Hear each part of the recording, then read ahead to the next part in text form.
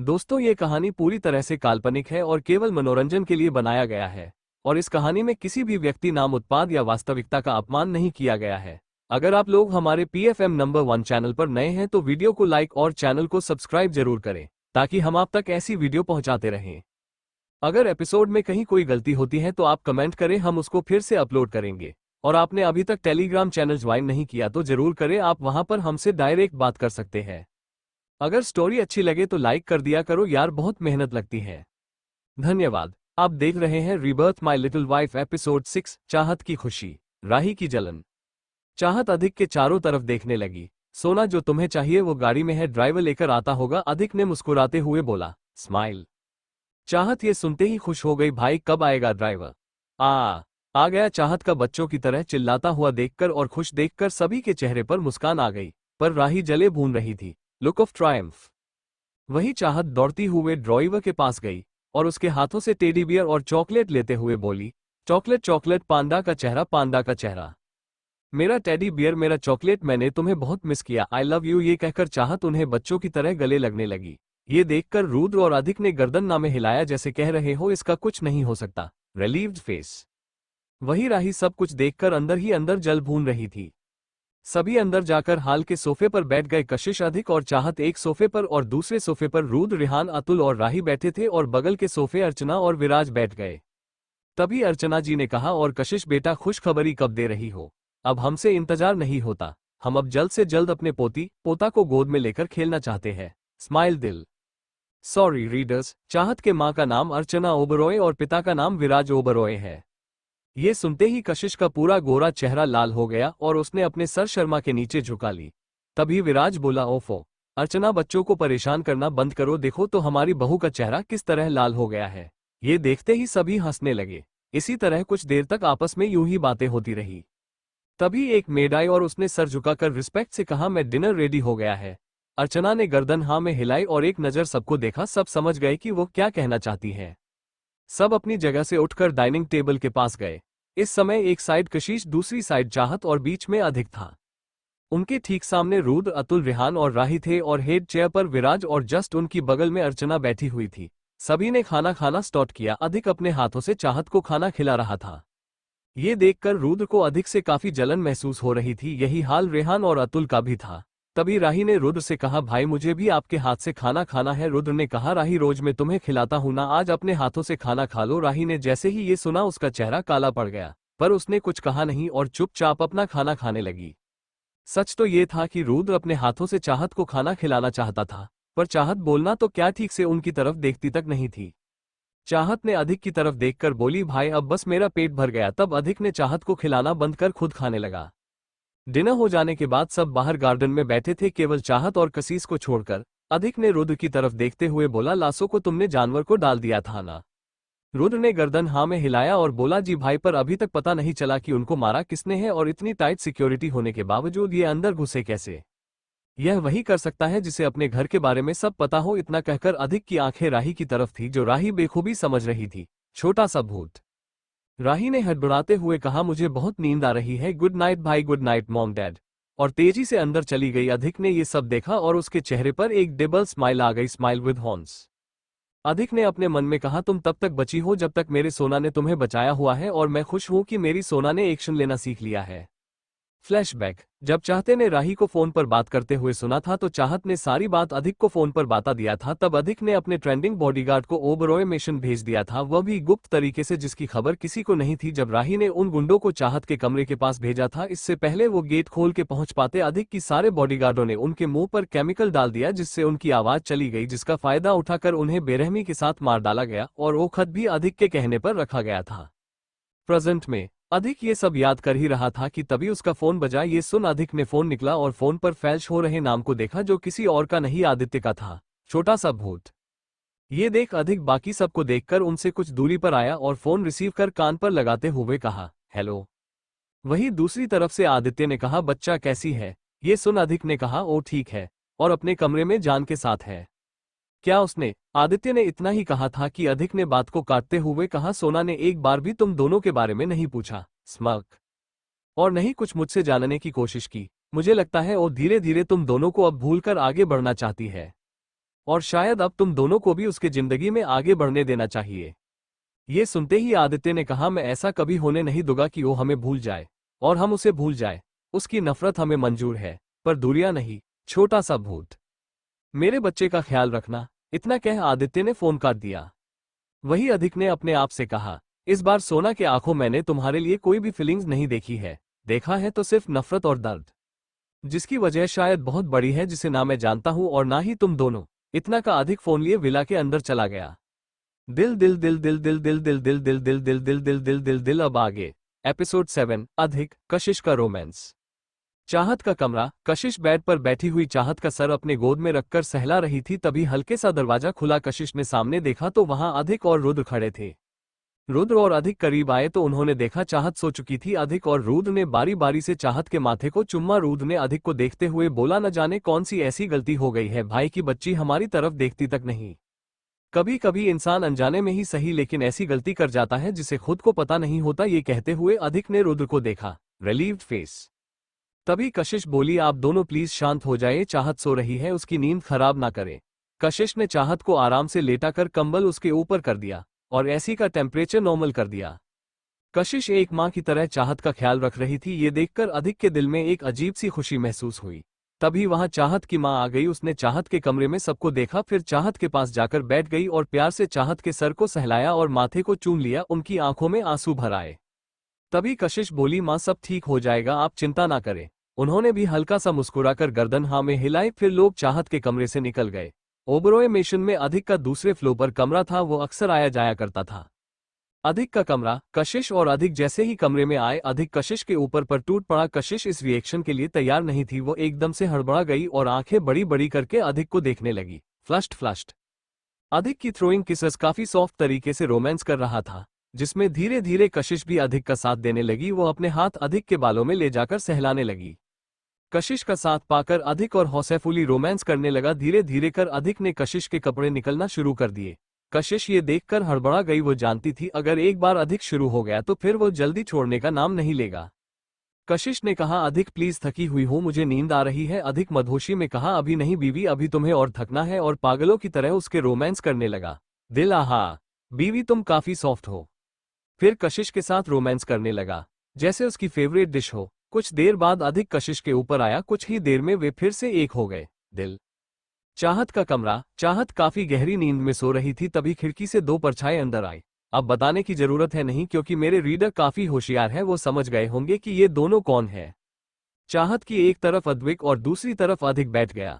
अद्विक अपने हाथ ले जाकर चाहत के चेहरे को अपनी उंगलियों से सहलाने लगा और धीरे धीरे करके उसके होठों पर आ गया। चाहत के होठों को देखते ही अद्विक धीरे से झुका और अपने होठों को चाहत की होठों से मिला लिए। चुंबन का चिन्ह और धीरे धीरे किस करने लगा। इस तरफ आदित्य ने चाहत के पेट पर से हल्का सा टी शर्ट उठाया और पेट को चूमकर अपना सर उसके पेट पर रखकर और पकड़ के आंखें बंद कर ली। अद्विक का भी जब किस से मन भर गया तो उसने भी चाहत की गर्दन में अपना चेहरा छुपाकर आंखें बंद कर ली। चाहत के शरीर से आती हुई भीनी भीनी खुशबू से उन दोनों की कब आंख लग गई पता ही नहीं चला। सुबह 6 बजे चाहत ने अपनी आंखें धीरे धीरे खोली, फिर उठकर बैठ गई। फिर उसने अपने आप से कहा, आज मेरा शरीर इतना दर्द क्यों कर रहा है। ब्लू इट, जैसे कोई भारी भरकम सामान मेरे ऊपर रख दिया गया हो। फिर वो धीरे से बेड से उतरी और फ्रेश होने बाथरूम चली गई। चाहत फ्रेश होकर आए, अपने लिए एक जीन्स और टॉप निकालकर उसे पहन लिया और बालों का जुड़ा बना लिया। कुछ लेते उसके चेहरे पर आ रही थी। कानों में छोटे छोटे टॉप्स और गले में एक पतली सी चैन थी और उसके नेचुरल पिक होठ, कुल मिलाकर चाहत एक डॉल लग रही थी। दिल। चाहत जल्दी से कमरे से बाहर निकालकर हाल में जाने लगी। उसकी नजर अधिक पर पड़ी जो कॉफी पीते हुए अखबार पढ़ रहा था। चाहत उसके पास गई और पीछे से गले मिलकर बोली, गुड मॉर्निंग भाई। अधिक ने भी चाहत के माथे को चूमकर गुड मॉर्निंग विश किया। सामने रुद्र, रेहान, अतुल और राही भी थी और अधिक के बगल में अर्चना और विराज बैठे थे। विराज ने चाहत को देखा और बोला, गुड मॉर्निंग बच्चा। चाहत ने एक बार विराज को देखा और फिर तुरंत अपने नजरें फेर कर अधिक से पूछने लगी, भैया भाभी कहाँ है। चाहत का यूं नजर फेरना विराज, अर्चना और उनके तीनों भाई को अच्छा नहीं लगा। अर्चना ने कहा, बेटा जब बड़े गुड मॉर्निंग विश करते हैं तो उन्हें भी विश करना चाहिए, ना कि नजरें फेरना चाहिए। अर्चना की बातों में हल्की सी नाराजगी भी थी। चाहत ने भी उसी टोन में बोली, मैंने नहीं कहा था मुझे गुड मॉर्निंग विश करने के लिए। अगर आप लोगों को कोई प्रॉब्लम है मुझसे तो अधिक भाई के साथ ही घर छोड़कर जा रही हूँ। तभी रुद्र ने बोला, बच्चा छोटी छोटी बातों पर घर नहीं छोड़ा करते। तभी चाहत बोली, देखिए मिस्टर ओबरॉय, ना मैं आपकी बच्चा हूँ और ना आप मेरे भाई, तो प्लीज ये प्यार का दिखावा ना करे। मुझे ना इरिटेशन होती है इस तरह की दिखावेपन से। तभी अतुल बोल पड़ा, छोटी यह तुम क्या बोल रही हो, हमारा प्यार तुम्हारे लिए दिखावापन है। तभी चाहत ने बोला, जिस रिश्ते में भरोसा विश्वास न होना वो प्यार मुझे दिखाओपन ही लगता है। स्मग। तभी राही मासूम सा चेहरा बनाकर बोली, चाहत तुम मेरी वजह से तीनों भाई से बात नहीं कर रही हो ना, ठीक है मैं आज ही यह घर छोड़कर चली जाऊंगी। इतना कहकर राही की आंखों से आंसू बहने लगे। तभी चाहत अधिक की तरफ देखते हुए बोली, भाई चलो ना, हम भाभी और आप तीनों बाहर चलते हैं, मुझे यहाँ राही पुराण नहीं सुनना। मैं आपका बाहर वेट कर रही हूँ। इतना कहकर वो घर से बाहर निकल गई। चाहत के घर से जाने के बाद रुद्र ने राही की तरफ देखते हुए बोला, हम अपनी तरफ से पूरी कोशिश करते हैं कि तुम्हें कभी एहसास ना हो कि तुम अनाथ हो और तुम्हारी खुशियों के कारण कब हमने अपनी बहन से दूर हो गए हमें पता ही नहीं चला। रुद्र ने आज गुस्से में क्या क्या बोल गया उसे खुद भी नहीं मालूम था। रुद्र इतना कहकर अपने कमरे में चला गया और साथ ही अतुल और रेहान भी चले गए। अर्चना और विराज राही के पास आए और बोले, बेटा बात बात पर अपने आप को अनाथ साबित मत किया करो, हम तो अपनी तरफ से पूरी कोशिश करते हैं कि तुम खुश रहो, तुम्हें कभी एहसास ना हो, लेकिन वो तुम ही हो जो बार बार अपने आप को अनाथ जताती रहती हो। आज तुम्हारी वजह से चाहत गुस्से से बिना खाए घर से चली गई। इतना कहकर विराज और अर्चना भी अपने कमरे में चले गए, एक्सप्रेशनलेस। तभी अधिक राही के पास आया और बोला, तुमने जो मेरी सोना के साथ किया है ना, वो मैं अच्छे से जानता हूं और चाहूं तो तुम्हें तड़पा तड़पा कर मार डालूं, पर मेरी सोना ने अभी मना किया है, इसलिए जितनी जिंदगी है जी लो आराम से, उसके बाद एक एक दिन एक एक मिनट एक सेकंड तुम्हारे लिए बहुत भारी होने वाला है, छोटा सा भूत, छोटा सा भूत। अधिक की ये बातें सुनते ही राही अंदर से कांप गई। अधिक ने एक नजर राही को देखा और एक खतरनाक सिटी बजाते हुए अपने कमरे की तरफ चला गया। उस सिटी की धुन काफी डरावनी थी जो राही बेखूबी समझ रही थी और अंदर ही अंदर बहुत डर भी रही थी। आज राही चाहत की जगह खड़ी थी जहां उसका साथ कोई भी था। इस समय वह अकेली थी, बिल्कुल अकेली। अब आगे दिल दिल दिल दिल दिल दिल दिल दिल एपिसोड 8 मॉल में धमाका, चाहत का डेविल रूप। अधिक का कमरा। अधिक जब अपने कमरे में आया तो उसने बेड की तरफ देखा जहां कशिश उठ चुकी थी। अधिक कशिश के पास आया, मुस्कुराते हुए उसके माथे को चूमकर बोल, जल्दी से फ्रेश होकर रेडी हो जाओ, हम बाहर घूमने जा रहे हैं। कशिश ने गर्दन हाँ में हिलाई और बेड से उतरने लगी तो उसकी एक चीख निकल गई। अधिक ने कशिश की तरफ देखते हुए बोला, क्या हुआ जान, कहीं दर्द हो रहा है क्या? कशिश ने अधिक को घूरते हुए बोला, एक दिन आप इस जान की जान लेकर रहेंगे, बेड पर एकदम आप बिस्ट बन जाते हैं। Look of Triumph, look of Triumph. अधिक ने मुस्कुराते हुए कशिश को गोद में उठा लिया और बाथरूम में लेकर जाते हुए बोला, अब प्यार किया है तो इतना तो झेलना पड़ेगा जान, वो भी रोज। इतना कहकर अधिक ने अपनी एक आंख वीक विंकिंग फेस कर दी, ई विंकिंग फेस, जिससे कशिश का चेहरा शर्म से लाल हो गया। अधिक ने कशिश को बाथरूम में छोड़कर बाहर निकल आया। कशिश ने बाथरूम को लॉक करके अपने आप से बोल, कितने बेशर्म है ये, पर मेरे है। फिर यह कहकर अपने आप में ही मुस्कुरा दी, स्माइलिंग फेस। अधिक कमरे के अटैच बालकनी में चला गया और वहां से खड़ा होकर चाहत को देखने लगा जो फोन पर किसी से बात रही थी। चाहत की नजर अधिक पर पड़ी तो उसने आने का इशारा किया तो अधिक ने अपनी 10 उंगलियों दिखाई। चाहत ने अधिक की तरफ देखा तो समझ गई कि उसका भाई 10 मिनट लगेगा पेपर। तभी अधिक का फोन रिंग करने लगा। अधिक ने फोन पर फ्लैश हुए नाम को देखा और फोन रिसीव करके कहा, मैं चाहत को मॉल लेकर आ रहा हूं। दूसरी तरफ कोई और नहीं, आदित्य था। आदित्य ने हाँ में जवाब देकर फोन काट दिया। वही आदित्य अद्विक दोनों साथ में बैठ थे। आदित्य ने अद्विक की तरफ देख केवल एक शब्द कहा, मॉल, रात के सितारे। इधर कशिश भी जल्दी से रेडी हो गई थी। दोनों नीचे हॉल में आए तब रुद्र जाकर अधिक से बोल, भाई हम भी साथ चलेंगे। अधिक ने गर्दन हाँ में हिलाई और आगे निकल गया। एक गाड़ी में अधिक, कशिश और चाहत बैठी थी, वहीं दूसरी गाड़ी में रुद्र, रेहान, अतुल, राही बैठे थे। राही का जाने का बिल्कुल मन नहीं था पर वह तीनों भाइयों को चाहत के साथ छोड़ भी नहीं सकती थी। नागिन कही कि सांप सांप। सभी लोग मॉल पहुंचकर मॉल के अंदर गए। वहां का मैनेजर दौड़ते हुए आया। अधिक और रुद्र को सर झुका के ग्रिट किया। अधिक और रुद्र ने एक नजर मैनेजर को देखा और आगे बढ़ गए हैं। उनके पीछे कशिश, चाहत और रेहान, अतुल, राही भी आगे बढ़ गए। तभी मॉल के बाहर 10 लग्जरीज गाड़ी एक साथ आकर रुकी। का सभी गाड़ियों से एक साथ बॉडीगार्ड निकले और 2 बॉडीगार्ड दौड़ते हुए रोल्स रॉयस गाड़ी के पास आए और गेट खोल दिए, जिसमें से 2 पर्सनैलिटी रौबदार बाहर निकले। व्हाइट शर्ट, ब्लू जीन्स, पैरों पर महंगे ब्लैक शूज, हाथों में करोड़ों की वॉच, बाल जेल से सेट किया हुआ, ऊपर से 3 बटन खुले हुए जिससे उनका चौड़ा सीना साफ साफ दिख रहा था। मॉल में जितनी भी लड़कियां थी उन्हें देखकर आहें भरने तो वहीं लड़कों के आंखों में जलन था। वही ये आदमी कोई और नहीं, आदित्य और अद्विक थे। तभी पीछे से असिस्टेंट दौड़ता हुआ आया और बोला, सर, मैडम और अधिक सर इसी मॉल में आए हैं। ओके यश, अब तुम यहां से जा सकते हो। आदित्य और अद्विक का जो असिस्टेंट थे उनका नाम यश था। यह अनाथ थे। अद्विक और आदित्य ने इनको सहारा दिया था, तब से यह उनके वफादार है। वैसे यश के साथ जो जैसा व्यवहार करता है वह वैसा ही करते हैं। अद्विक और आदित्य मॉल के अंदर आए। वहां का मैनेजर दौड़ता हुआ उनके पास आया और उन्हें ग्रीट किया। अद्विक ने कहा, मॉल को खाली करवा दो, हम लोगों के सिवा कोई नहीं चाहिए। और बिना मैनेजर को देख आगे बढ़ गए और डायरेक्ट फर्स्ट फ्लोर पर चले गए। फर्स्ट फ्लोर जैसे ही उन्होंने अपनी नजरें दौड़ाई, देखा अधिक किसी से फोन पर बात कर रहा था। अधिक की भी नजर उन लोगों पे गई। अधिक उनके पास गया और हाथ मिलाया, फिर अधिक ने हाथ से सोफे पर बैठने का इशारा किया। तीनों जाकर आराम से सोफे पर बैठ गए। अद्विक ने अधिक की तरफ देखते हुए बोला, अधिक जान कहाँ है? वो कशिश के साथ लेडीज सेक्शन में शॉपिंग कर रही है और डोंट वरी वहां रुद्र भी है। इतना कहकर फिर तीनों आपस में बिजनेस के बारे में बातें करने लगे। इधर कशिश और चाहत एक साथ शॉपिंग कर रही थी तो वही राही अकेले शॉपिंग कर रही थी। तभी राही के पीछे से किसी ने मुंह पर हाथ रखकर अपने साथ एक अचानक जगह पर ले गया। उसने राही के मुंह से हाथ हटा दिया। राही कुछ बोलती तभी उस इंसान को देखकर डर गई और बोली, आप फ्यू। राही के सामने एक लंबा चौड़ा आदमी जिसकी हाइट लगभग 6 फुट के आसपास होगी। उसके चेहरे पर एक लंबा सा कट का निशान बना हुआ था। वो देखने में काफी डरावना लग रहा था।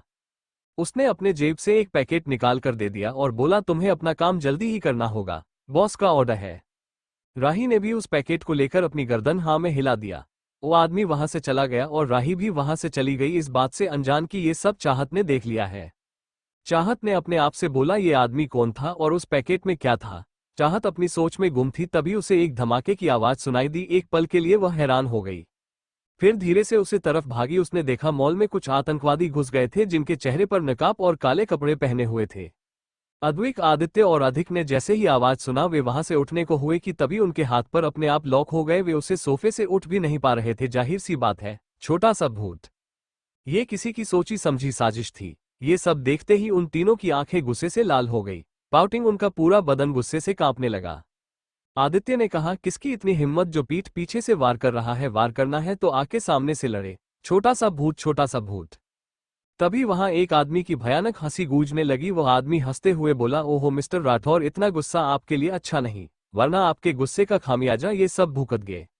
अधिक में चिल्लाते हुए, कामिने तू छोटा सा भूत। उस आदमी ने हंसते हुए बोला, हाँ मैं राणा ठाकुर और आज मैं तुम लोगों का नामो निशान मिटाने आया हूँ। तुम लोगों की वजह से मेरी अरबों की प्रॉपर्टी मेरे हाथ से चली गई, मुझे बैंक करप्ट कर दिया गया। पाउटिंग, मेरी गलती ही क्या थी? केवल लड़कियां ही सप्लाई करता था ना, और थोड़े बहुत ड्रग्स बेचता था, पर तुम लोगों ने मेरा सारा बिजनेस चौपट कर दिया। अब इसकी भरपाई तुम और तुम्हारा परिवार भरेगा। उन तीनों ने उसे तरफ देखा जहां रुद्र को 3-4 आदमियों ने पकड़ के रखा था। वही हाल अतुल, राही, रेहान का भी था। अधिक की नजर कशिश पर गई जिसे एक आदमी ने गन पॉइंट पर रखा हुआ था। ये देखते ही अधिक की आंखें गुस्से से लाल हो गई। उसने गुस्से में कहा, बहुत बुरी मौत मरेगा तू, और यह बुरी मौत तूने खुद अपने लिए चुनी है। वही अद्विक और आदित्य ने उस तरफ नजर दौड़ाई और उन्हें चाहत कहीं नहीं दिखाई दी। उन्होंने एक राहत की सांसने की, चाहत यहाँ पर नहीं है। तभी राणा हंसते हुए बोला, रस्सी जल गई पर बल नहीं गया। स्माइल विद हॉर्न्स पाउटिंग, कोई बात नहीं, पहले मैं तेरे बल पर ही बार करूंगा। इतना कहकर उसने कशिश के बालों को पीछे से पकड़कर घसीटते हुए नीचे लाकर पटक दिया। आदित्य, अद्विक और अधिक गुस्से से बौखला गए और आदित्य ने गुस्से में कहा, ये तू अपने लिए ठीक नहीं कर रहा है। अद्विक और आदित्य कशिश को अपनी बहन की तरह मानते थे। अपनी बहन को तकलीफ में देखकर उन्हें जरा भी अच्छा नहीं लगा। इस समय तीनों गुस्से से कांप रहे थे। राणा ने हंसते हुए कहा, जब तेरे वो 10-10 बॉडीगार्ड मेरा कुछ नहीं बिगाड़ पाए, उन्हें मैंने मौत की नींद सुला दिया, तो तुम तीनों ही मेरा क्या बिगड़ोगे? पर अब तुम तीनों इस लड़की को इज्जत लुटते हुए अपने आंखों से देखोगे। Smile with horns. इतना कह वह धीरे धीरे कशिश के पास जाने लगा। उस आदमी को अपने पास आता देख कशिश धीरे धीरे पीछे खिसकने लगी और जोर जोर से रोने लगी। लाउडली क्राइंग, वह अपने गर्दन नामे हिलने लगी। राणा ने जैसे ही कशिश की दुपट्टे पर हाथ लगाया तभी एक साथ रुद्र, रेहान और अतुल चिल्लाए, भाभी। वही अधिक भी चिल्लाया, जान। तभी एक हाथ आगे आकर राणा का हाथ पकड़ लिया। राणा ने उसे तरफ देखा तो वहां चाहत अपने लाल हो चुकी आंखों से उसे देख रही थी। पाउटिंग पाउटिंग, छोटा सा भूत। राणा कुछ समझा पता तभी एक जोरदार हड्डी टूटने की आवाज आई, चटाक। वही राणा की एक जोरदार चीख उस मॉल में गूंज गई। राणा के सभी आदमी अलर्ट हो गए और चाहत को चारों तरफ से घेर लिया। चाहत अपने हाथ को गर्दन पे ले जाकर जोर से मसलने लगी। छोटा सा भूत। वो इस समय एक साइको की तरह लग रही थी। उसने कहा, अपनी सलामती चाहते हो तो चुपचाप यहाँ से चले जाओ। चाहत की बात सुनकर सभी लोग जोर जोर से हंसने लगे। Tears of Joy, tears of Joy. दिल दिल दिल दिल दिल दिल दिल दिल दिल दिल दिल दिल दिल दिल दिल दिल दिल। अब आगे एपिसोड 9। चाहत का डेविल रूप देख सब हुए हैरान। चाहत ने गुस्से में कहा, अगर तुम सब अपनी भलाई चाहते हो तो ये से चले जाओ। पाउटिंग पाउटिंग, छोटा सा भूत। चाहत की बात सुन वह सारे क्रिमिनल आदमी हंसने लगे। तभी राणा ने कहा, हंस क्या रहे हैं, मारो साली को। पाउटिंग। इतना सुनते ही वह सभी आदमी चाहत को मारने के लिए अटैक कर दिए। वही चाहत भी इसके लिए तैयार थी। वह उन लोगों के साथ फाइट करते हुए उन सबको मार गिरा रही थी। छोटा सा भूत पाउटिंग। कुछ ही देर में उन सारे आदमी को चाहत ने अपने फाइट की शिकल से मार गिराया। वही अद्विक और आदित्य चाहत की फाइट देख हैरान थे। फ्लश्ड। तभी एक आदमी बंदूक ताने चाहत की तरफ करके बोला, पाउटिंग, ये लड़की ज्यादा उड़ मत, उसी जगह पर चुपचाप खड़ी हो जा वरना पाउटिंग पाउटिंग पाउटिंग। इतना सुन चाहत उस आदमी को बिन भाव के देखने लगी और अपने कदम धीरे धीरे उसकी तरफ बढ़ने लगी। ये देखो, आदमी बोला, ये आगे मत बढ़ वरना मुझे देर नहीं लगेगी तुझ पर गोली चलाने में। पाउटिंग।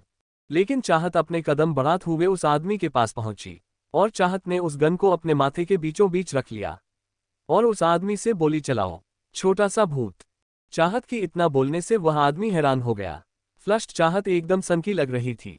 वह सनकी की तरह थोड़ा तेज आवाज में बोली, मैंने कहा चलाओ छोटा सा भूत। पाउटिंग।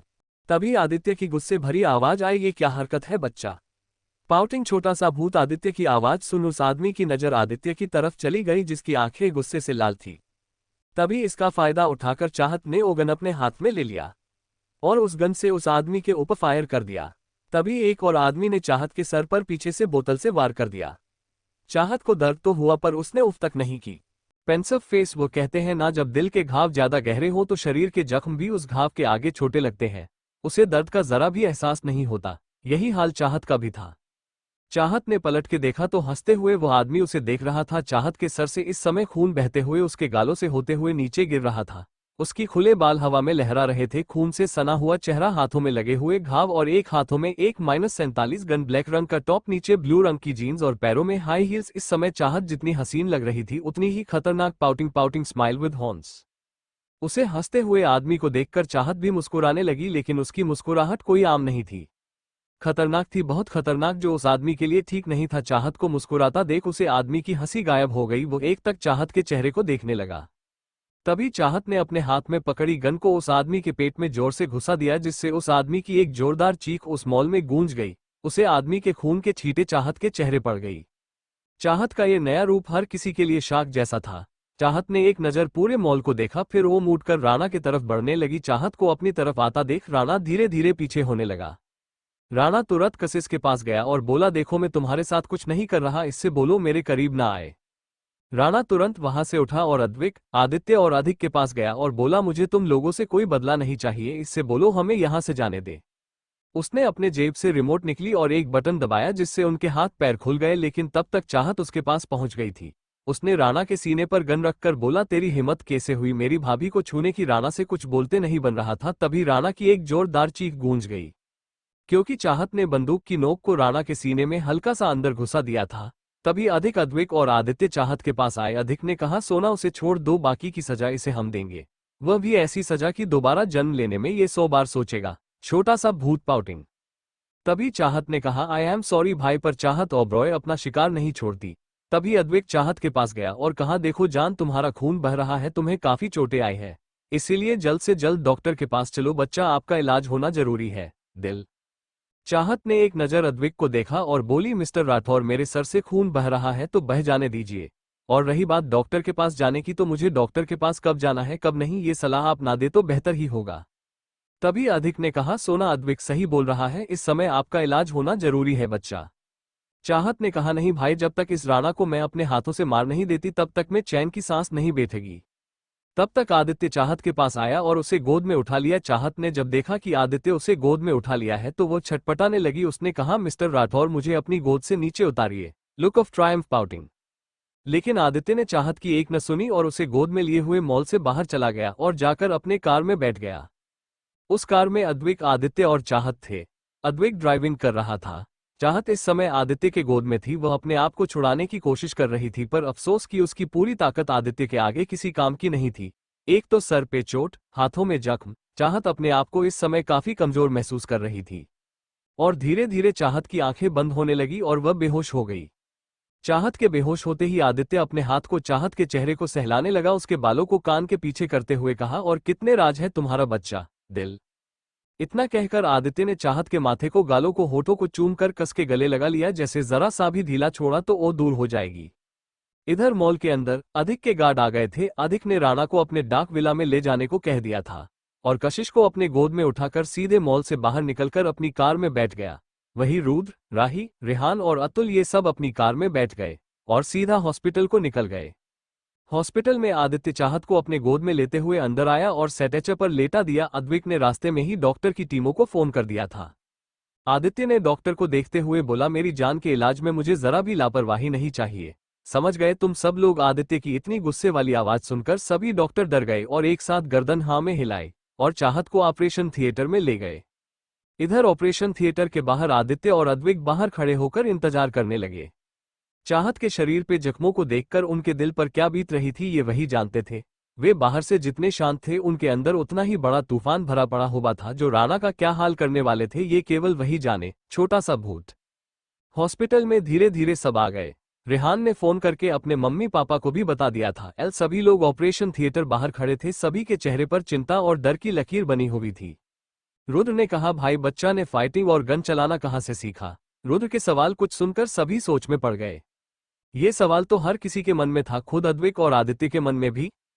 तभी डॉक्टर ऑपरेशन थिएटर से बाहर आया और उसने बोला, पेशेंट का खून बहुत बह गया है, उन्हें खून की जरूरत है। उनका ब्लड ग्रुप ओ पॉजिटिव है और यह हमारे हॉस्पिटल में खून अवेलेबल नहीं है।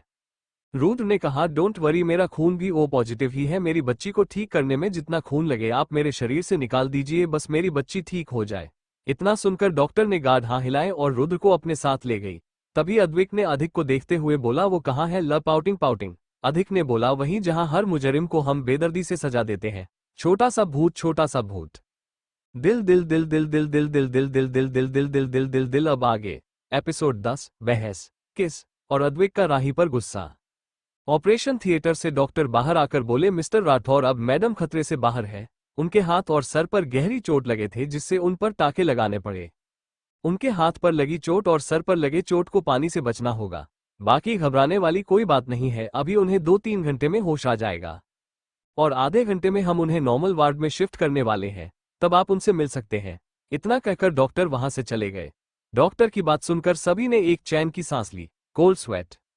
2 घंटे बाद चाहत की धीरे धीरे आंखें खुलना लगी। उसने सबसे पहले अपने आंखों के सामने अद्विक और आदित्य को देखते हुए पाया। चाहत को होश आता हुआ देख अद्विक ने तुरंत डॉक्टर को बुलाया। डॉक्टर ने चाहत को चेक किया और कहा, मिस्टर राठौर अब मैडम पूरी तरह से ठीक है, बस उनकी दवाइयों का और चोट का ख्याल रखिएगा, इनकी चोट पर जरा सा भी पानी न जा पाए। अद्विक और आदित्य ने एक नजर डॉक्टर को घूरा, जैसे कह रहे हो मुझे सिखा मत, छोटा सा भूत। पाउटिंग। डॉक्टर तुरंत वहां से ऐसे भाग जैसे उसके पीछे कुत्ते छोड़ दिए गए हो। आदित्य ने चाहत को देखते हुए बोला, अब आप कैसी है बच्चा? चाहत ने उनसे कहा, आप लोग यहाँ क्या कर रहे हैं? पाउटिंग। आदित्य चाहत के पास आया, उसके दोनों हाथों को पकड़कर अपना चेहरा चाहत की चेहरा एकदम करीब लाके उसके होठों पर अपने होंठ रख दिए और किस करने लगा, चुंबन का चिन्ह। चाहत अपना सर इधर उधर करने लगी पर अफसोस वो कर नहीं पा रही थी क्योंकि आदित्य ने चाहत के चेहरे को अपने चेहरे से थोड़ा दबाया हुआ था। दिल। किस करते वक्त आदित्य ने चाहत की चोटों का ध्यान रखा हुआ था। वो कभी चाहत के ऊपरी लिप्स को किस करता तो कभी नीचे लिप्स शक करता। आदित्य किस करते हुए एकदम से खो गया था। आदित्य का सलाइवा चाहत के पूरे होठों को भिगो दिया था, चुंबन का चिन्ह। आदित्य का जब मन भर गया तो चाहत के ऊपर से उठा और बोल, मेरी बातों को इग्नोर करने की यह छोटी सी पनिशमेंट थी, अगर ठीक होती तो बताता। विंकिंग फेस, दिल स्माइल विद हॉर्न्स। और फिर चाहत के होठों को साफ किया। अद्विक चाहत के पास आया और बोला, जान अभी मेरी बारी है, मैं भी अपना हक तुमसे लेना चाहता हूं, पर अभी के लिए तुम्हें छोड़ रहा हूं। स्माइल विद हॉर्न्स, दिल।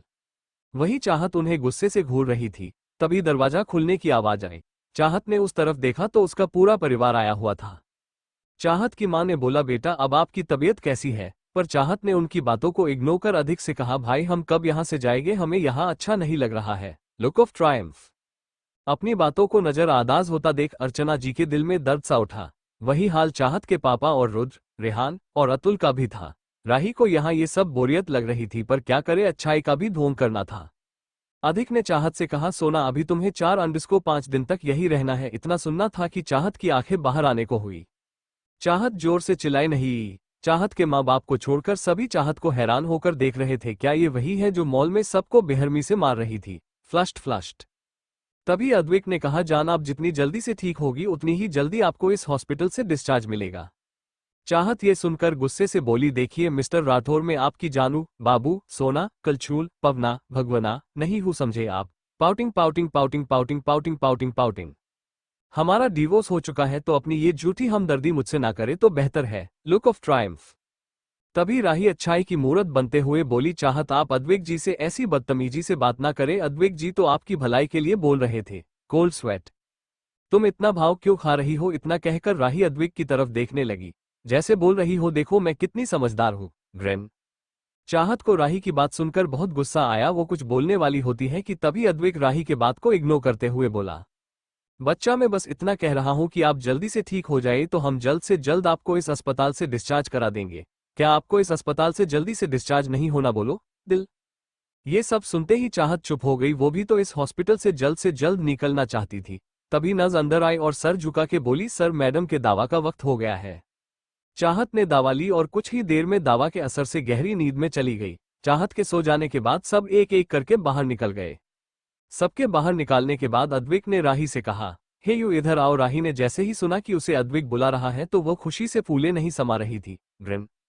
उसने सोचा जो उसने अभी चाहत को कहा उसके लिए शायद थैंक यू या फिर कुछ और कहना चाहते हो। राही पास गई और बोली, अद्विक आपने मुझे बुलाया? अद्विक ने उसे एक नजर देखा और बोला, पहली बात तो ये कि मेरा नाम केवल मेरी जान और मेरे करीबी लोगों ही बुला सकते हैं। बाहरी लोग के लिए मैं मिस्टर राठौड़ हूं, तो आज के बाद मुझे मेरे नाम से बुलाया तो तुम्हारे लिए अच्छा नहीं होगा, छोटा सा भूत पाउटिंग। और दूसरी बात ये कि अगर मेरी जान से कभी बदतमीजी से बात की तो तुम्हारी जबान काट कर अपने कुत्ते को खिला दूंगा, समझ गई? या कोई दूसरा तरीका अपनाओ। Pouting pouting pouting. इतना कहकर अद्विक वहां से चला गया। राही आंखें फाड़े अद्विक को जाते हुए देखते रह गई। अद्विक की कही हुई बातें को सोचकर राही के दिल में चाहत के लिए और नफरत बढ़ गई। Pouting pouting. उसने अपने मन में कहा, यह सब तुम्हारे कारण हो रहा है चाहत, इसके लिए मैं तुम्हें कभी माफ नहीं करूंगी। अब मैं तुम्हें ऐसी सजा दूंगी कि तुम जिंदगी भर याद रखोगी। यह कहकर राही मन ही मन पागलों की तरह मुस्कुराने लगी। Smile with horns. अब वक्त ही बताएगा कौन किसके ऊपर भारी पड़ने वाला है। चाहत को अस्पताल में रहते हुए 20 दिन से ज्यादा हो गए थे। इन 20 दिनों में अद्विक और आदित्य ने चाहत का बहुत ख्याल रखा था। जबरदस्ती से ही सही चाहत के घाव 90% तक रिकवर हो चुके थे। दिल आज चाहत को अस्पताल से डिस्चार्ज मिलने वाला था। चाहत को लेने अधिक और कशिश आए हुए थे। दिल। अब आगे क्या होगा देखते हैं नेक्स्ट एपिसोड में।